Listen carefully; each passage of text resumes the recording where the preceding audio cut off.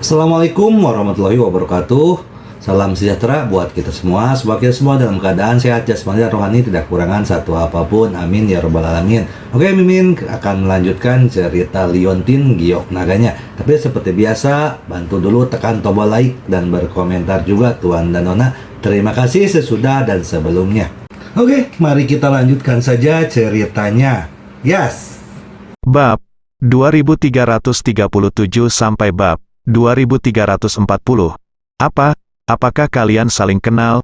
Wang Ying memandang Ye Chong, Wang Di dan yang lainnya dengan rasa ingin tahu. Oh, ini bukan kenalan. Hanya saja kita bertemu di depan pintu, kata Wang Di sambil tersenyum.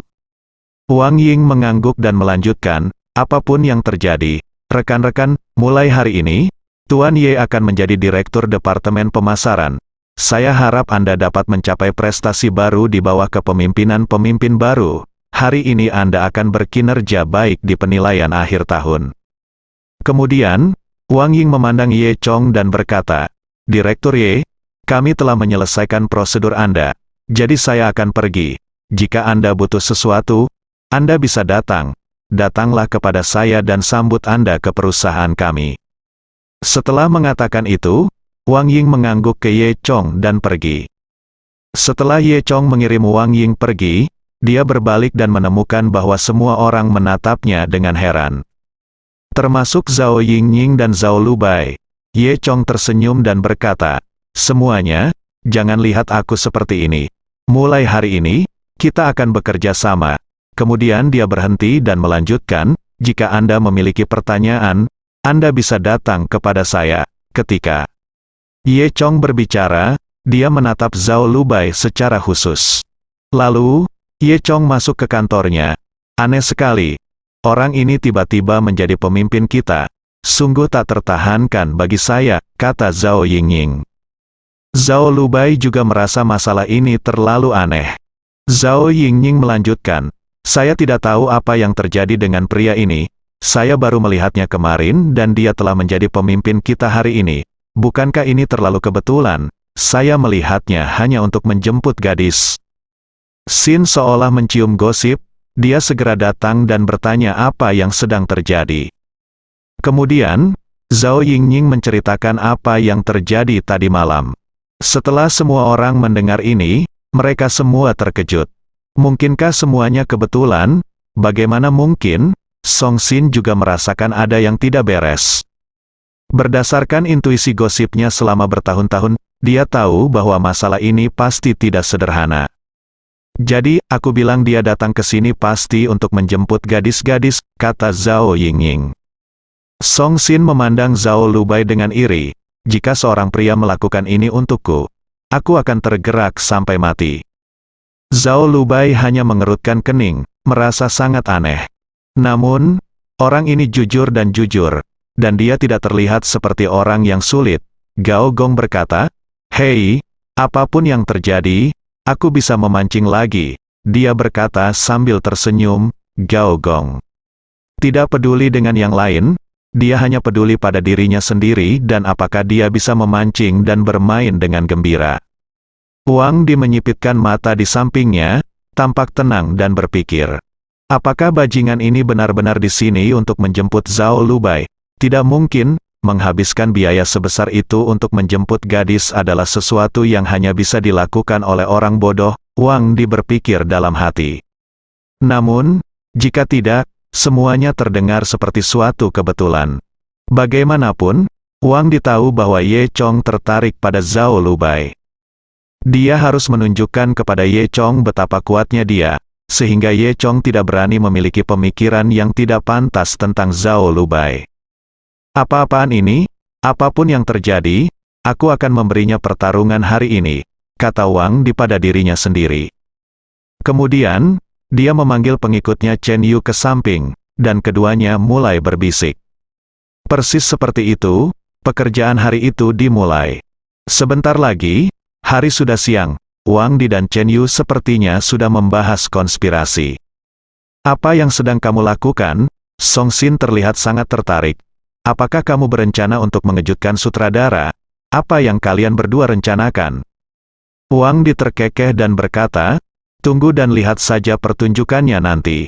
Hari ini, ayo berikan pukulan yang bagus pada direktur baru ini. Oh, bagaimana cara membunuhnya? Song Xin bertanya. Di mata Wang Di, Song Xin dan lainnya, Ye Chong ini bukanlah orang kaya, terlihat dari pakaian sutradara barunya. Wang Di terkekeh dan menceritakan rencananya. Mereka akan membiarkan Ye Chong mentraktir semua orang untuk dibawa pulang. Dia dan Chen Yu telah membuat rencana. Ada restoran barat kelas atas di dekat perusahaan. Harga takeout dari restoran kelas atas ini jauh lebih mahal dibandingkan harga makan siang pekerja kantoran biasa. Setelah mendengar rencana Wang Di, Song Xin bertepuk tangan dengan penuh semangat. Benarkah, Direktur? Apakah menurut Anda dia setuju? Saya sangat ingin makan dari restoran barat itu. Tetapi saya tidak ingin memesannya. Wang Di terkekeh. Tidak berbicara, karena dia tahu apakah Ye Chong setuju atau tidak. Ye Chong lah yang akan menderita.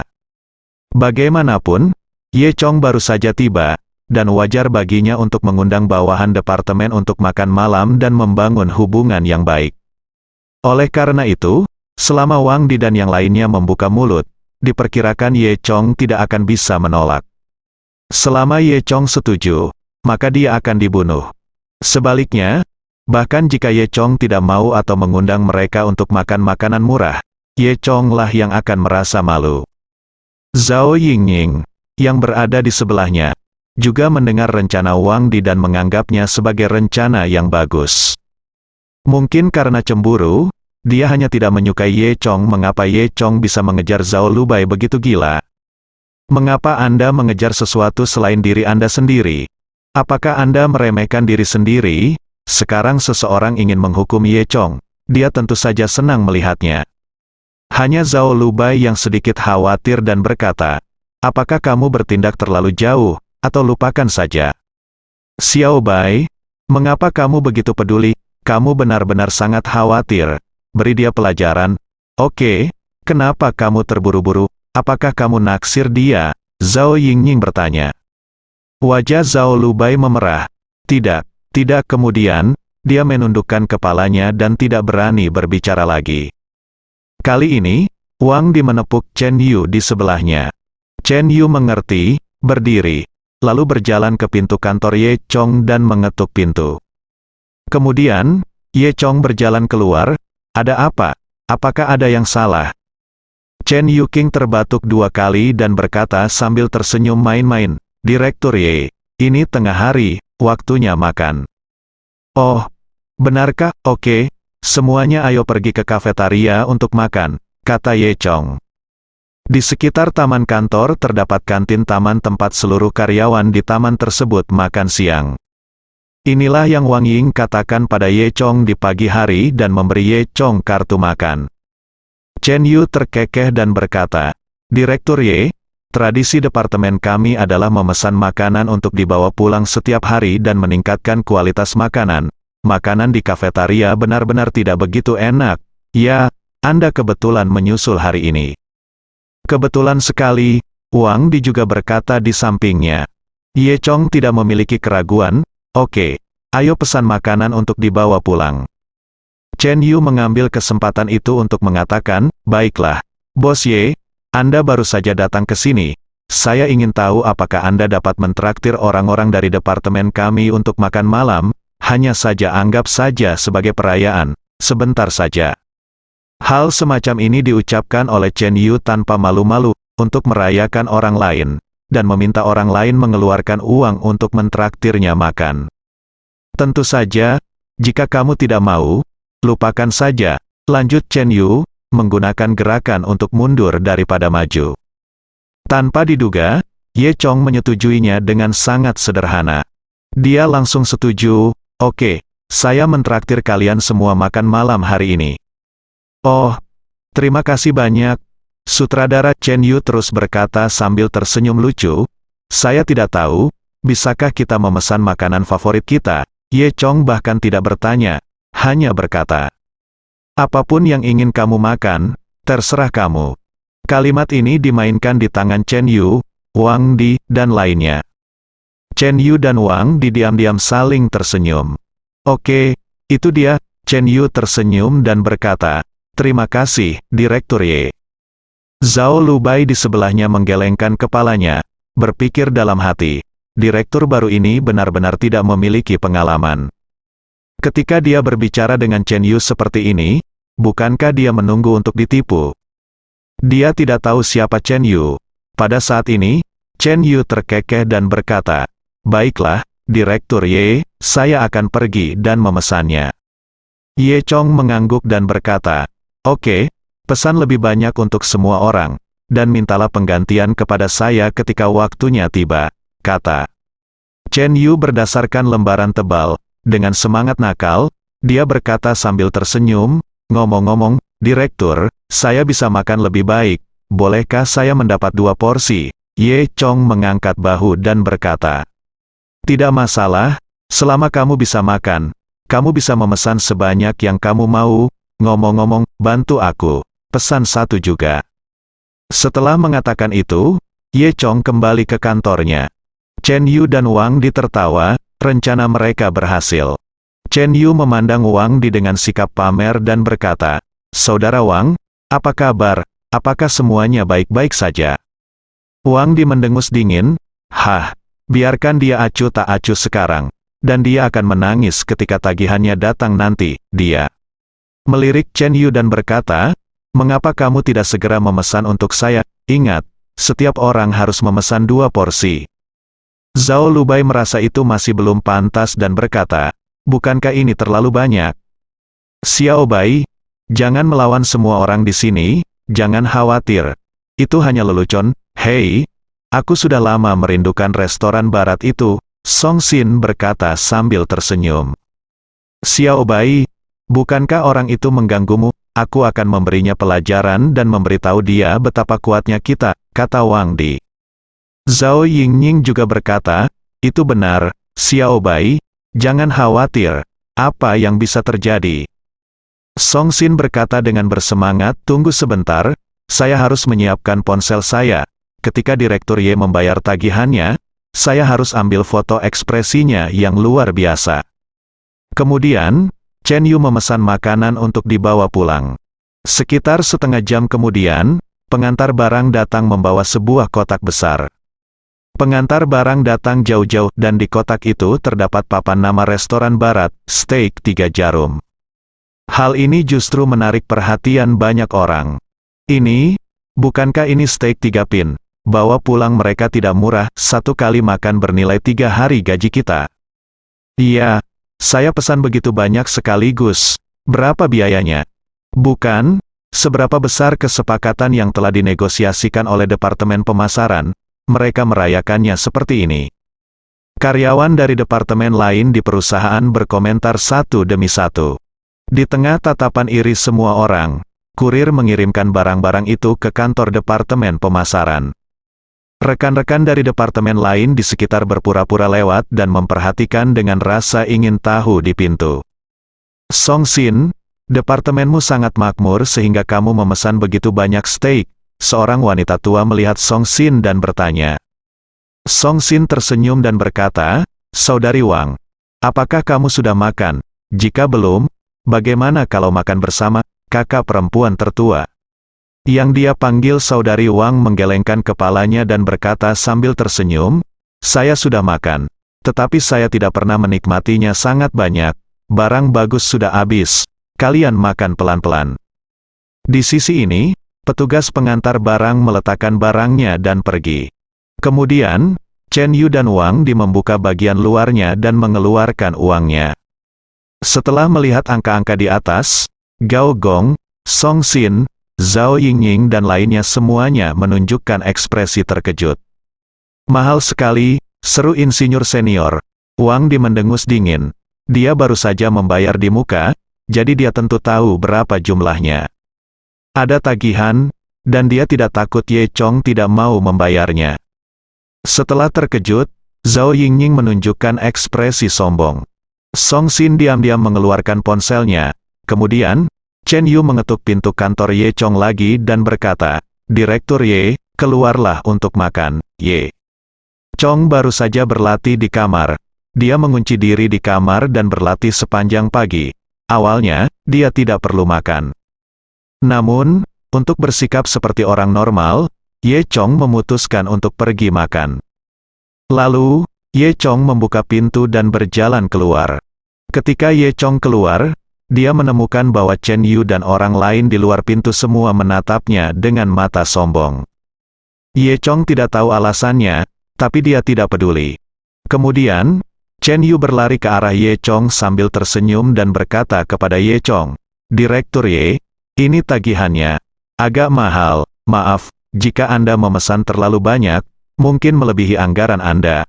Tentu akan melebihi budget. Siapa yang bisa makan lebih dari 9.000 dalam sekali makan?" Chen Yu berpikir dengan puas. Saat ini, semua orang di kantor, kecuali Zhao Lubai, memandang Ye Chong. Song Xin diam-diam mengangkat teleponnya, berpura-pura melakukan panggilan, tapi kamera sudah terfokus pada Ye Chong. Benar saja, seperti yang diharapkan Wang Di, Ye Chong benar-benar terkejut saat melihat tagihannya. Namun, ekspresi Ye Chong setelahnya tidak menunjukkan keterkejutan atau kesusahan. Sebaliknya, dia menunjukkan ketidakpuasan. Lalu, apa yang dikatakan Ye Chong mengejutkan Wang Di dan Chen Yu. Ye Chong berkata, "Mengapa kamu menghabiskan begitu banyak uang? Apakah kamu memesan makanan dengan hati-hati?" Uang yang sangat kecil, harganya 9.873, lebih dari 9.000 untuk sekali makan. Apakah ini sejumlah kecil uang? Chen Yu mengutuk dalam hatinya. Itu pasti sebuah akting, kamu sangat hebat dalam berpura-pura, pikir Chen Yu. Lalu, Ye Chong bertanya lagi, siapa yang membayar? Wang Di. Chen Yu masih menatap Ye Chong dengan tidak percaya. Tepat ketika Chen Yu dan yang lainnya terkejut, Ye Chong sudah mengeluarkan ponselnya dan mentransfer 10.000 yuan ke Wang Di. Anggap saja uang tambahan itu sebagai keperluan menjalankan tugas, kata Ye Chong. Reaksi Ye Chong jauh melebihi ekspektasi semua orang. Wang Di terdiam, bukankah ini terlalu menyenangkan? Namun, karena Ye Chong tidak mengatakan apa-apa lagi, sulit bagi siapapun di sekitarnya untuk mengatakan apapun. Tentu saja, mereka tidak tahu bahwa Ye Chong sekarang memiliki 1 miliar untuk dibelanjakan, dan beberapa orang menghabiskan kurang dari 10.000 untuk makan. Ye Chong benar-benar tidak puas dengan ini. Jika mereka bisa menghabiskan 1 juta atau 10 juta, Ye Chong akan senang melihatnya. Kemudian, Ye Chong menggelengkan kepalanya, sepertinya tidak puas dengan menghabiskan begitu sedikit uang. Kemudian, sambil mengambil bagiannya, dia masuk ke kantor. Setelah Ye Chong menutup pintu, Chen Yu, Gao Gong, Song Xin dan lainnya berkumpul di sekitar Wang Di. Beberapa orang menatap dengan mata besar karena terkejut. Chen Yu bertanya, "Saudara Wang, apa yang terjadi? Bukankah orang ini kekurangan uang?" "Persetan," Wang Di memarahi, "saya menghabiskan hampir 10.000 yuan untuk makanan dibawa pulang. Anda tidak membutuhkan uang lagi, apakah kamu tidak merasa tidak enak?" Kemudian, Wang Di melanjutkan, "Hei, menurutku anak ini hanya pamer, dia benar-benar bisa pamer." "Benar, dia sakit jiwa atau hanya pamer, ini dia sangat pandai berpura-pura," Chen Yu berkata. "Tetapi mengapa dia begitu sok?" Wang Di mendengus dingin, lalu menatap Zhao Lubai. Maksudnya jelas, sutradara baru ini hanya jatuh cinta pada Zhao Lubai dan ingin pamer di depan Zhao Lubai. Zhao Lubai, sebaliknya, berpura-pura tidak tahu apa-apa, hanya menundukkan kepala dan makan siangnya. Zhao Yingying mendengus dan berkata dengan marah, "Kamu belum bisa mengatakannya, beberapa orang berpura-pura berkompetisi, tentu saja, hanya untuk pamer di depan wanita cantik." Wang Di sedikit marah, tidak peduli apa, perbandingan ini memang mengecewakan. Ye Chong berpura-pura. Zhao Yingying tampak tidak senang karena seseorang mengejar Zhao Lubai seperti ini. Mereka berdua perempuan, jadi kenapa dia belum pernah bertemu laki-laki seperti itu? Mengapa tidak ada seorang pun yang mau berpura-pura menjadi seperti ini untukku? Zhao Yingying berpikir dengan agak sedih. Setelah makan siang, tiba waktunya untuk kerja sore, dan Wang Di punya rencana lain. Sepanjang sore, Wang Di dan Chen Yu mendiskusikan suatu konspirasi. Zhao Lubai memiliki dokumen yang memerlukan tanda tangan Ye Chong, jadi dia masuk ke kantor Ye Chong. "Halo, Direktur Ye, ada dokumen yang perlu Anda tanda tangani untuk saya," kata Zhao Lubai. Ye Chong menatap Zhao Lubai, dia ingin mengatakan sesuatu, tetapi pada akhirnya dia hanya membuka mulut dan tidak berkata apa-apa. Dia melambai kepada Zhao Lubai dan berkata, "Bawa dokumen itu ke sini." Zhao Lubai meletakkan dokumen itu di meja Ye Chong. Ye Chong menandatangani di akhir dokumen tanpa melihatnya. Saat Ye Chong menandatangani, Zhao Lubai berdiri di hadapan Ye Chong dan mengamati Ye Chong dengan cermat. Setelah Ye Chong menandatangani, dia mengangkat kepalanya, dan kedua orang itu saling memandang. Ye Chong menemukan bahwa mata Zhao Lubai masih sangat jernih dan cerah. Di bawah bulu mata yang panjang, ada sepasang mata yang besar, cerdas dan lembab. Ye Chong melihatnya lama sekali sebelum bereaksi, dan berkata sambil tersenyum, "Xiao Bai, apakah kamu melihatku?" Zhao Lubai tersipu, cepat membuang muka, dan berkata, "Iya, Direktur Ye, saya tidak pikir kamu mirip Ying Ying. Kamu bukan orang jahat seperti orang membosankan yang disebutkan kakakku." Ye Chong tersenyum dan berkata, "Tentu saja aku bukan orang jahat, kamu akan segera mengetahuinya." Zhao Lubai melanjutkan, "Dan ini aneh. Menurutku kamu sepertinya punya familiar, tapi aku tidak mengenalmu, kan? Tapi kamu memberiku perasaan yang baik, Ye." Chong berkata sambil tersenyum, "Mungkin kita saling kenal di kehidupan sebelumnya." Mendengar Ye Chong mengatakan ini, wajah Zhao Lubai berubah lagi, sedikit memerah.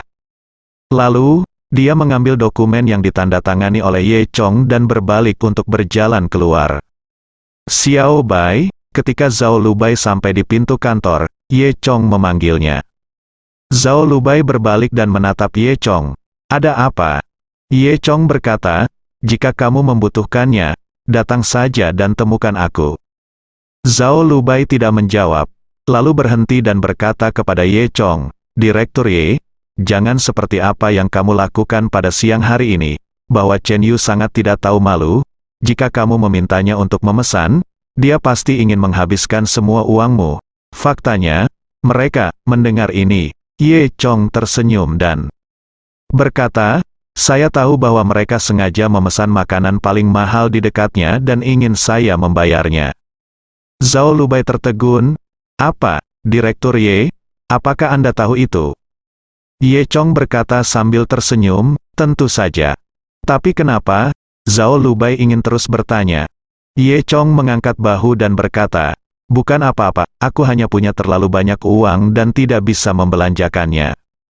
Zhao Lubai terdiam, berpikir bahwa Direktur Ye yang baru ini benar-benar aneh.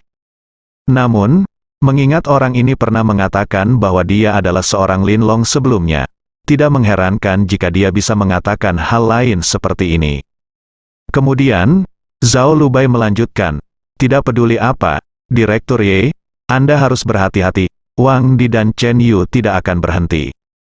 "Xiao Bai, Anda masih baik sekali," Ye Chong berkata sambil tersenyum. Mengatakan hal ini seolah-olah kedua orang itu sudah saling kenal sejak lama. Zhao Lubai tersipu, segera membuka pintu dan berjalan keluar. Ketika Zhao Lubai keluar dan menutup pintu kantor dari luar, perasaan berdebar di hatinya menghilang. Dia merasa sangat aneh dan tidak tahu mengapa dia mengucapkan kata-kata itu kepada Ye Chong. Tentu saja, itu bukan karena Ye Chong adalah pemimpinnya, juga bukan karena dia memiliki kesan yang baik terhadap Ye Chong. Faktanya, Zhao Lubai sendiri tidak mengetahui bahwa jauh di dalam ingatannya, dia masih memiliki beberapa kenangan tentang Ye Chong. Apa yang dikatakan Zhao Lubai kepada Ye Chong di kantor tadi sebenarnya didengar secara diam-diam oleh Zhao Yingying. Bagaimana Zhao Yingying mengetahui alasan sebenarnya? Menurutnya, Zhao Lubai hanya menggunakan kecantikannya untuk merayu Ye Chong. Gadis kecil yang tidak tahu malu ini, dia biasanya berpura-pura menyendiri denganku. Tetapi pada akhirnya, dia pergi ke belakangku untuk merayu direktur baru, sungguh gadis kecil yang jahat dan kejam, bahkan aku hampir tertipu olehnya, Zhao Yingning berpikir dalam hatinya. Pikirku dengan getir, di sisi lain, Wang Di dan Chen Yu masih sibuk merencanakan sesuatu.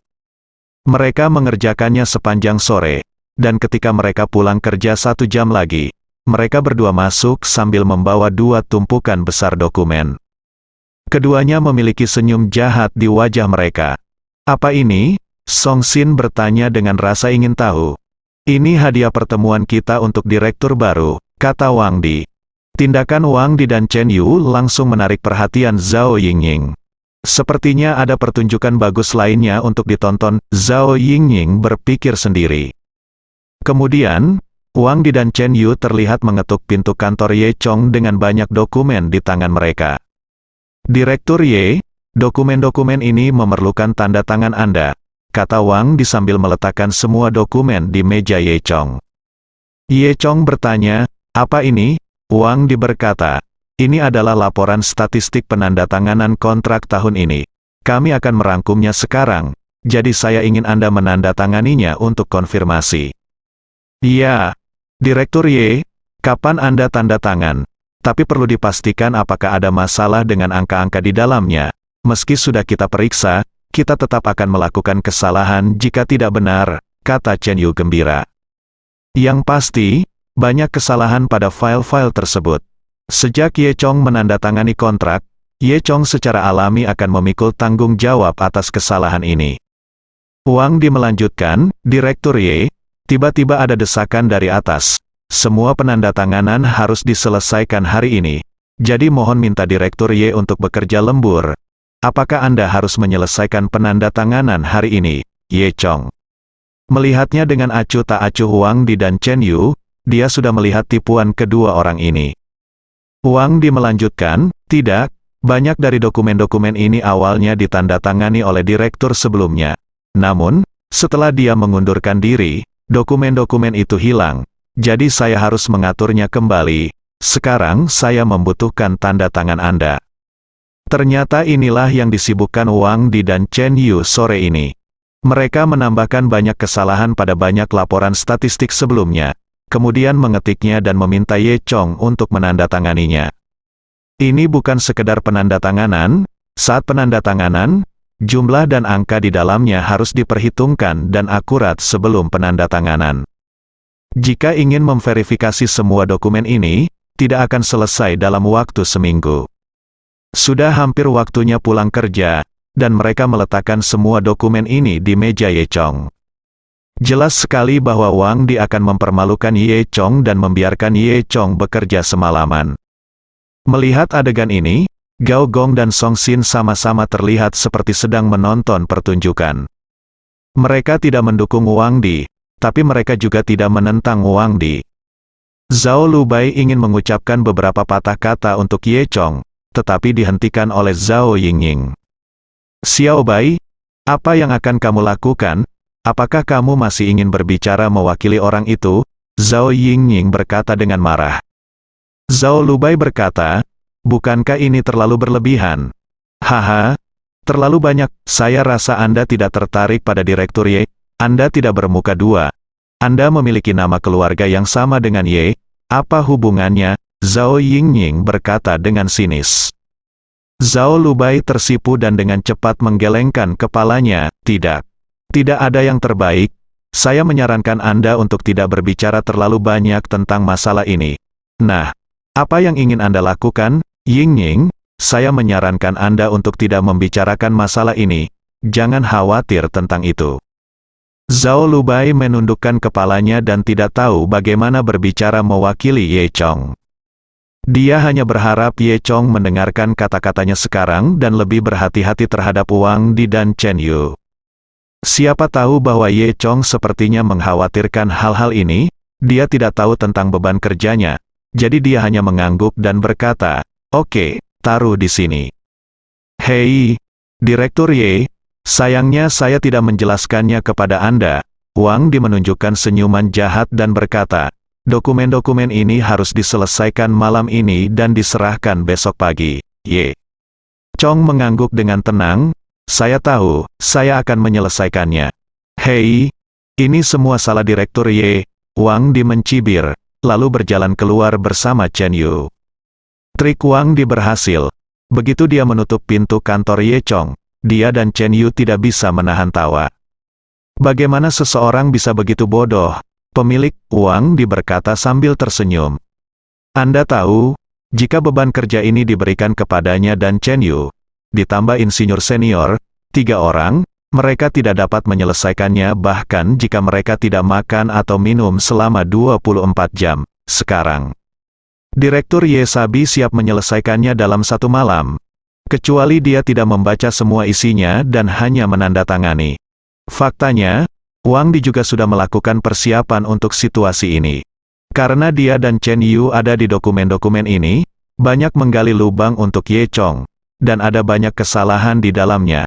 Jika Ye Chong menandatangani tanpa mengambil kesalahan ini, dia akan menunggu untuk dimarahi oleh bos besar besok. Memikirkan hal ini, Wang Di merasa bangga. Dia tersenyum, lihat bagaimana dia berpura-pura menjadi keren kali ini, Chen Yu berkata sambil tersenyum. Kami pulang kerja dalam 1 jam. Sepertinya Direktur Ye kami harus bekerja sepanjang malam. Wang Di sangat bangga. Duduk di tempat kerjanya dengan menyilangkan kaki. Dia memandang Zhao Yingying di sebelahnya dan bertanya, bagaimana IQ saya, Zhao? Yingying mengacungkan jempol pada Wang Di dan berkata, itu memang Gao. Dia pasti akan menghancurkan orang bernama Ye. Kemudian, Wang Di melihat ke arah Zhao Lubai lagi. Dia tidak mengetahui percakapan antara Zhao Lubai dan Ye Chong di kantor tadi. Dia mengira Zhao Lubai juga membenci Ye Chong di dalam hatinya. Wang Di berkata kepada Zhao Lubai, baik kecil, jangan khawatir, ku bilang aku akan membantumu melampiaskan amarahmu. Ayo beri pelajaran pada anak ini hari ini, Zhao. Lubai sedikit serius, Wang Di, tidak baik bagimu melakukan ini. Hei, Xiao Bai, jangan khawatir tidak akan terjadi apa-apa. Apa kamu tidak mengerti apa yang aku lakukan? Sempurna, satu-satunya orang yang akan dimarahi adalah Direktur Ye kami. Wang Di tersenyum. Zhao Lubai juga tidak bisa berkata-kata. Wang Di ini terlalu merasa benar sendiri. Zhao Lubai tidak tahu harus berkata apa. Jadi dia hanya bisa menundukkan kepalanya dan mengabaikan Wang Di. Saat ini, Zhao Yingying di sebelahnya dia mencibir. Dia baru saja mendengar percakapan antara Zhao Lubai dan Ye Chong. Dia bertanya-tanya bagaimana perasaan Wang Di jika dia memberitahu Wang Di tentang percakapan ini. Zhao Yingying berpikir dalam hati, saya harus menemukan kesempatan untuk memberitahu Wang Di hal-hal ini. Ungkapkan wajah asli wanita jalang teh hijau Zhao Lubai. Waktu berlalu, dan tidak ada suara sama sekali dari kantor Ye Chong.